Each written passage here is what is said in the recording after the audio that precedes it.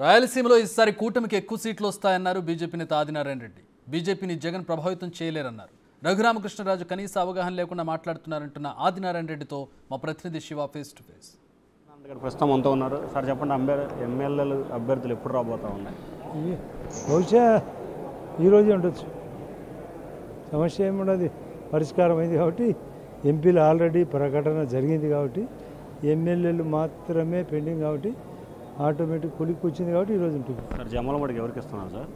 జమ్మలోడుకు ఆటోమేటిక్గా ముగ్గురు పేర్లలో నా పేరు రావచ్చు అనేది అంచనా. సార్ రాయలసీమలో కూటమి పరిస్థితి ఏ విధంగా ఉండబోతుంది? గతంలో ఎక్కువ స్థానాలు వైసీపీకి వచ్చాయి. గతంలో మాదిరైతే గతంలో కూటమికి వైఎస్ఆర్ పార్టీ రాలే, కూటమి ఉన్నది, ఆ తర్వాత వచ్చింది. ఇప్పుడు కూటమి వచ్చింది కాబట్టి ఆటోమేటిక్గా మళ్ళీ కూటమికి అవకాశం ఉంది. సార్ టీడీపీ మిగిలిన పార్టీల నుంచి వచ్చిన వారికే బీజేపీలో సీట్లు ఇస్తున్నారు, అగ్రతాంబూలాలు ఇస్తున్నారు. మొదటి నుంచి బీజేపీలో ఉన్న వారికి టికెట్లు లేవని చెప్పి ప్రధానమైన ఆరోపణ ఇటీవల బీజేపీ నేతలు అంటున్నారు. అది ఆరోపణ వరకే.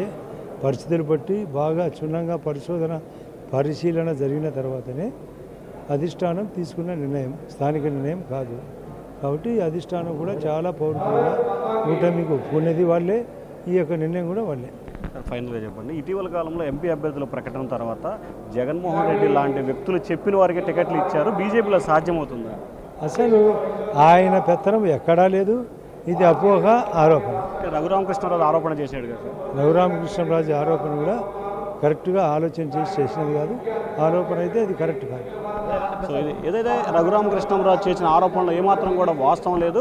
భారతీయ జనతా పార్టీలో ఎవరి ప్రమేయం కూడా ఉండదు, ఎవరి పాత్ర కూడా ఉండదు. కేంద్ర నాయకత్వ నిర్ణయం మేరకే అభ్యర్థుల ప్రకటన ఉంటుంది. ఎమ్మెల్యేల జాబితా ఇవాళ రేపట్లో వస్తుందని చెప్పి కూడా ఆదినారాయణ రెడ్డి అంటున్నారు. వీడు సురేష్తో శివ బిగ్ టీవీ అమరావతి.